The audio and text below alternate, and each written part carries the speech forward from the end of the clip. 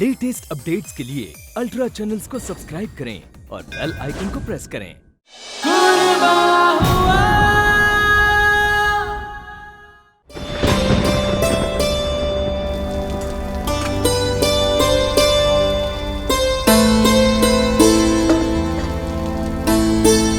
अरे मामा जी,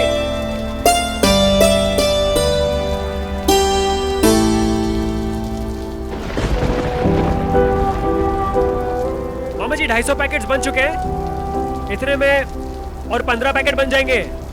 बेटा, कोरोना पीड़ित लोगों के लिए जो तू कर रहा है ना, सच बहुत पुण्य मिलने वाला है तुझे। मामा जी, जितना बंद पड़े उतना करना चाहिए ना। वैसे मुझे एक बात बताइए, वो कोरोना सेंटर के लिए क्या हमें किसी और चीज की जरूरत है? बेटा, 15 खाट और चाहिए, उसी के लिए पैसे इकट्ठे करने में लगा हूँ। 15 बेड। एक मिनट।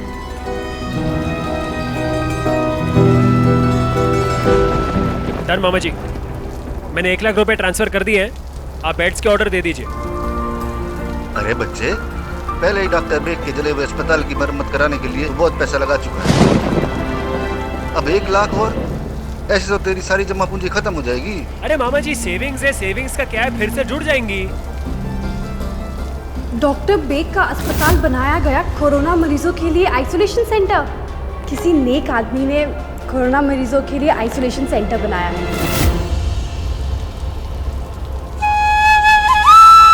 लेकिन मामा जी, उस हॉस्पिटल को रिपेयर करना मेरा फर्ज था मामा जी।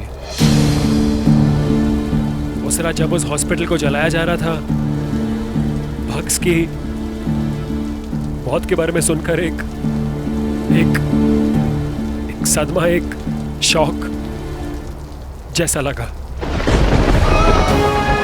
और तभी मुझे सोचा नहीं कि मुझे क्या करना चाहिए, किसको रोकना चाहिए।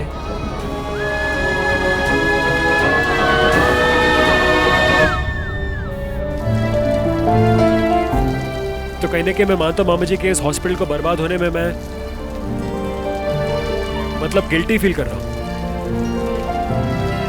इसलिए मैंने डिसाइड किया कि मैं उस हॉस्पिटल को रिपेयर कराऊंगा और side by side corona virus का आइसोलेशन सेंटर भी खोलूंगा, ताकि मैं मेरे अंदर ये जो गिल्ट है मामा जी, वो थोड़ी कम हो जाए।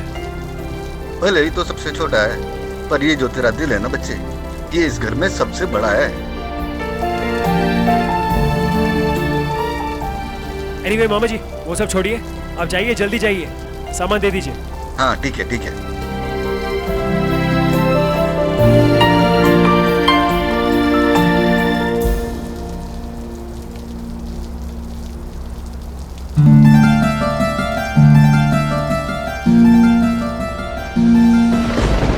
नील ने हमारा हॉस्पिटल रेनोवेट किया। इसका मतलब जो अजनबी शख्स इस मुश्किल दौर में गरीबों की मदद कर रहे हैं, वो नील है, जिसके लिए मैं दुआ मांग रही थी। वो नील है। मुझे अभी जाकर इनको थैंक यू बोलना चाहिए।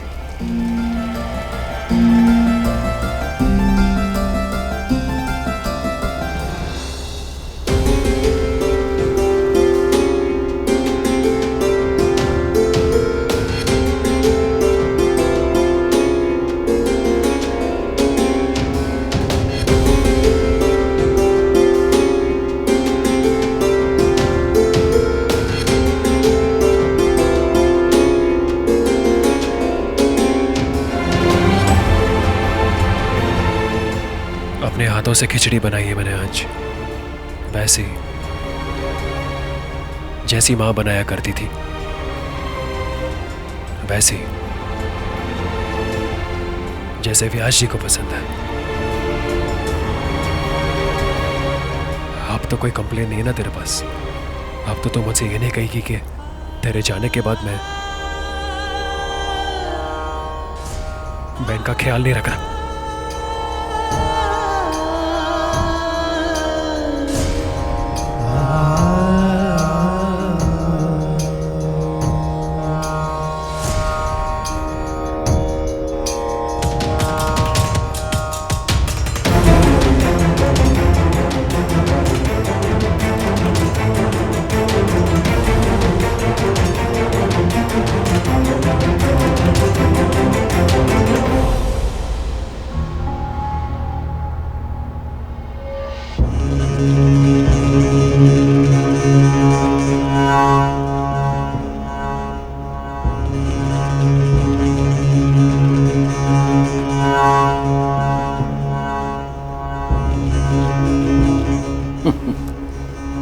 मुन्ना अच्छी तरह जानता है मुझे क्या पसंद है और क्या नहीं। वही खुशबू वैसी ही जैसी सरस्वती की माँ बनाया करती थी। लेकिन ये तो नील ने बनाई है। व्यास जी को भी पता होना चाहिए कि दरअसल उनके बेटे उनकी कितनी फिक्र करते हैं।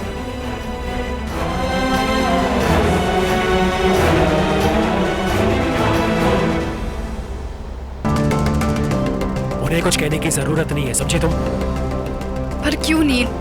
उन्हें पता होना चाहिए कि आपके दिल में उनके लिए कितनी मोहब्बत है। मैंने कहा जरूरत नहीं है, मतलब जरूरत नहीं है। ठीक है, नहीं बताऊंगी। लेकिन नील, आप एक बात रियलाइज़ कर रहे हैं, आपके बाबा के साथ हमेशा अनबन होती है, लेकिन फिर भी आपके दिल में उनके लिए फ़िक्र है। तो सोच सकते हैं आप कि मुझे मेरे बाबा की कितनी फ़िक्र होती होगी। जैसे आपके दिल में आपके बाबा के लिए मोहब्बत है, वैसे ही मेरे दिल में भी है। फर्क है, व्यास जी ने किसी की जान नहीं ली। अब जाओ यहां से, मैंने कहा यहां से जाओ।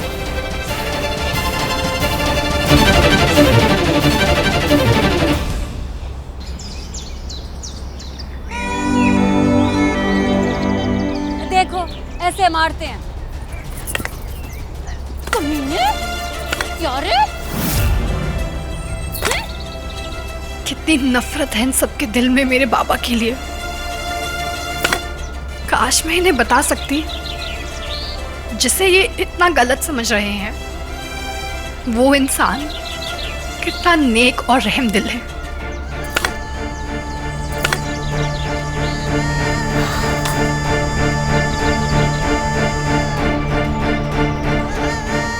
पापा, आई मिस यू। आपकी बहुत याद आती है पापा।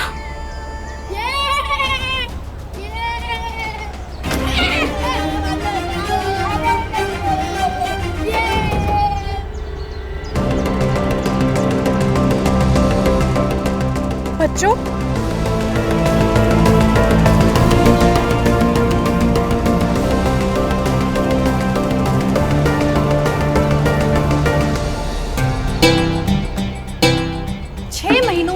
बार घर आती है और आप अपना सारा वक्त इस कमबख्त कार पे लुटा देते हैं। बाबा, कहीं ऐसा तो नहीं मैं आपकी सौतेली बेटी और ये कार आपकी असली बेटी है? अरे भाई, गाड़ी तो सभी लोग खरीदते हैं, लेकिन गाड़ी को मेंटेन करना हर किसी के बस की बात नहीं होती। फिलहाल तो अरे अरे अरे मेरे बालों को मेंटेनेंस की जरूरत है। लीजिए, बादाम का तेल और बदबूदार बिल्ली लोटन की चम्पी चाहिए। आइए चम्पी कीजिए। अरे बेटा, बोनेट को अभी अभी पॉलिश किया है। नीचे उतरो, नीचे उतरो। बाबा, नीचे। मुझे तो लगता है शादी के बाद मुझे कार को के साथ ससुराल ले जाना होगा, तभी आप मुझसे मिलने आएंगे। ठीक है, वैसे बात में दम है। गाड़ी की सफाई के लिए आना तो पड़ेगा। इस बहाने तुमसे भी मिल लिया करूंगा। पापा, पापा की जान बसती थी इस गाड़ी में।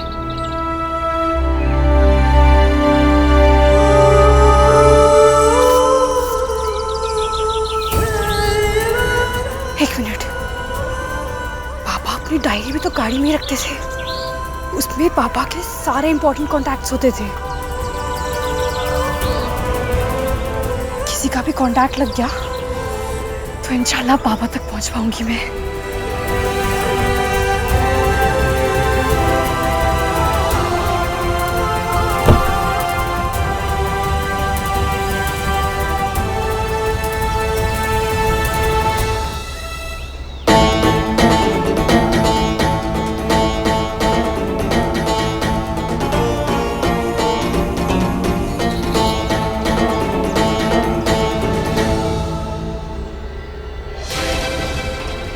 हाय चाहत, व्हाट्स अप? क्या कर रही हो? कुछ नहीं, मैं बस मेरे बाबा की स्पेशल कार थी, धूल खाते हुए देख नहीं सकती थी, इसीलिए सफाई कर रही थी। क्या बात कर रही हो? ये मिस्टर खूनी की स्पेशल गाड़ी है? रियली? क्या बात है। इस गाड़ी को तो हमें स्पेशल ट्रीटमेंट देनी चाहिए। इस गाड़ी को तो हमें एक स्पेशल जगह भेजना चाहिए। रमेश, भूला, इधर आ। किधर है? जी भाई, क्या सामान निकालूं चाह? सुन भूला, इस गाड़ी को कहीं भेजना है। कहाँ भेजना है? कबाड़ी में। जी भाई जी। ये लोग तो गाड़ी का पुर्जा पुर्जा अलग कर देंगे। Listen, try me. जल्दी बोला, जल्दी। और हिसाब मामी के साथ करवा लेना, जल्दी। बाबा तक पहुंचने का आखिरी जरिया वो डायरी ही है, लेकिन ये लोग तो डायरी समेत गाड़ी ले जा रहे हैं।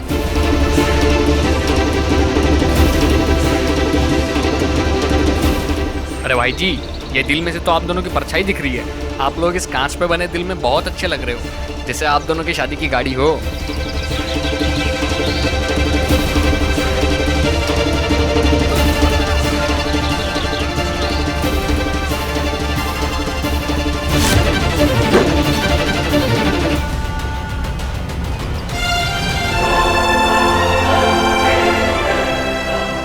क्या देख रहा है?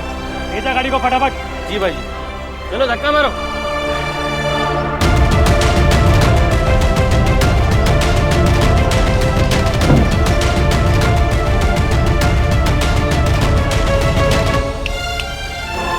चलो अंदर।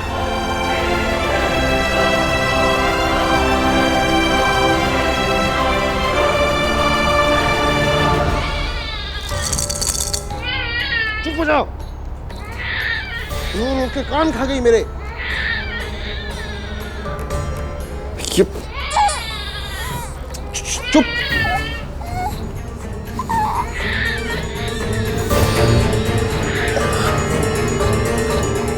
और ये नवेली जरूरत पड़ने पर कभी नहीं होती यहाँ पर।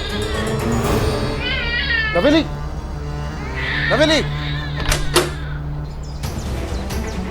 उस डायरी तक पहुंचने के लिए कुछ ना कुछ बहाना बना के घर से तो निकलना पड़ेगा, लेकिन क्या?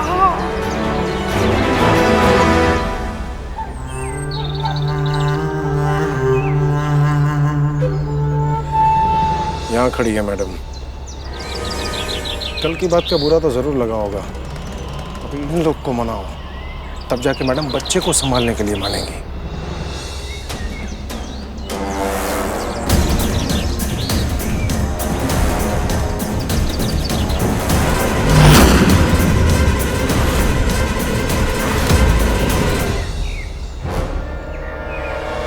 नील से बचकर निकल भी गई तो मामी जरूर मुझे बाहर निकलते हुए देख लेंगी। या अल्लाह, आखिर निकलूं तो निकलूं कैसे?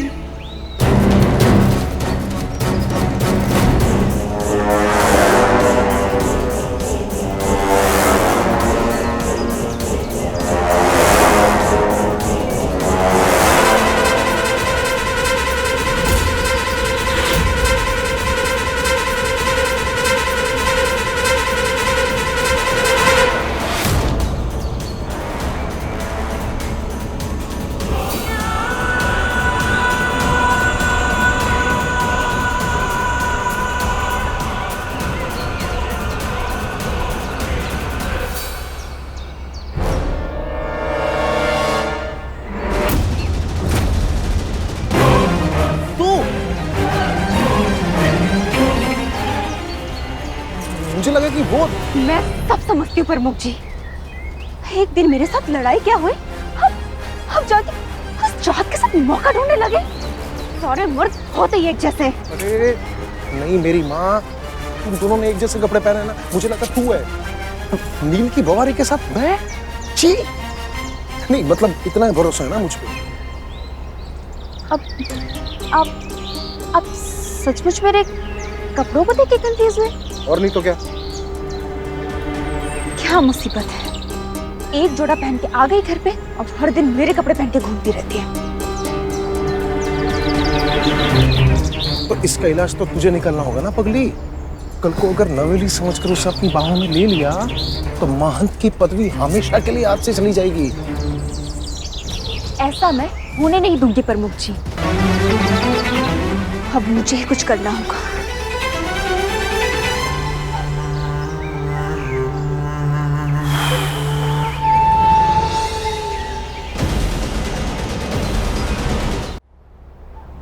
क्या चाहत सच में उसकी बाहों में थी? इसका मतलब हमारा काम बिगाड़ने वाली लड़की अब इस घर की बहू बनेगी। अब तो कुछ भी बिगड़ा नहीं है प्रमुख जी। किसी ने भी उसकी जाति के बारे में नहीं पूछा है। अगर वो ब्राह्मण नहीं है तो व्यास जी उसे एक पल के लिए भी यहाँ टिकने नहीं देंगे। जमुना की बुआरी,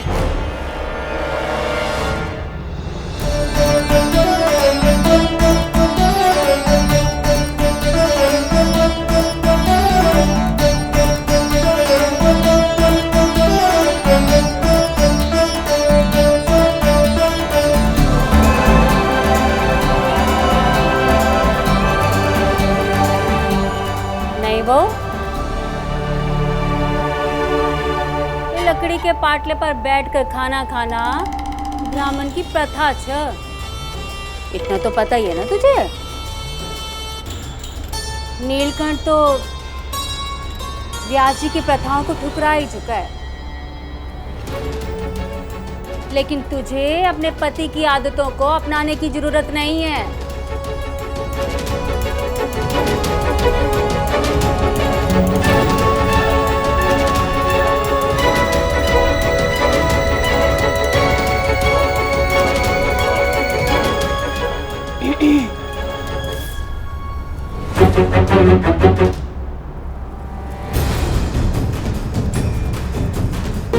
नहीं वो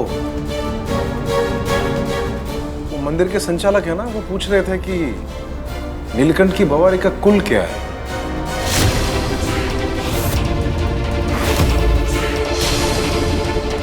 कुल नाम क्या है तुम्हारा?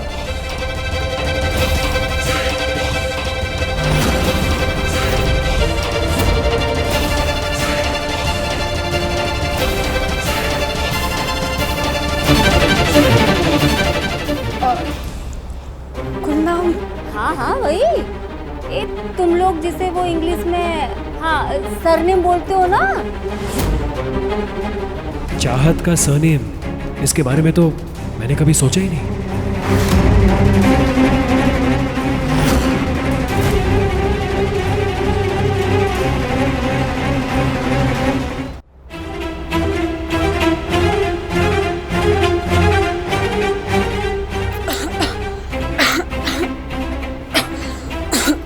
पानी ले ले बेटा।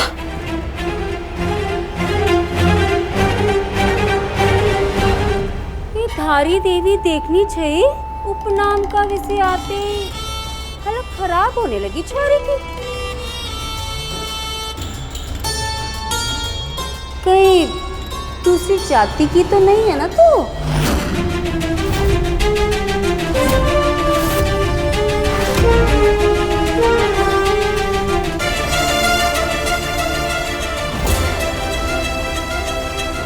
पैंट पंत पंत चाहत पंत नाम है इसका। जी चाहत पंत। इसलिए सब कॉलेज में भी मुझे सीपी बुलाया करते थे। वाह, पंत है तू है? नवेली की माँ, अरे पंत है, हमारी तरफ ब्राह्मण ही तो है। अच्छी बात है।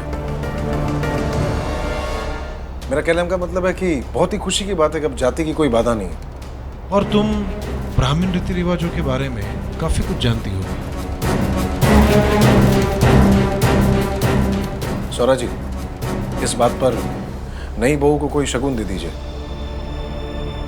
हाँ फूफा जी, शगुन पे प्लीज चाहत को शॉपिंग के लिए थोड़े से पैसे दे दीजिए, क्योंकि जब से आई है तब से मेरे ही कपड़े पहन के। अरे मेरा मतलब है कि नई बहू है और पुराने कपड़े ऐसे अच्छा नहीं लगता ना। जमुना, भोजन के पश्चात मुझसे पैसे लेके नई बवारी को उसकी पसंद के कपड़े दिलाना। हमारे घर की बहुएं किसी की उतरा नहीं पहनती। ठीक ठीक ठीक जीजा जी। सुनो, खाना खा लो फिर बाजार चलेंगे हैं? जी। थैंक यू अल्लाह मियाँ, घर से बाहर निकलने का मौका भी मिल गया। अब बस किसी तरह से मुझे उस कबाड़ी वाले के पास जाकर बाबा की गाड़ी से उनकी डायरी निकालनी है।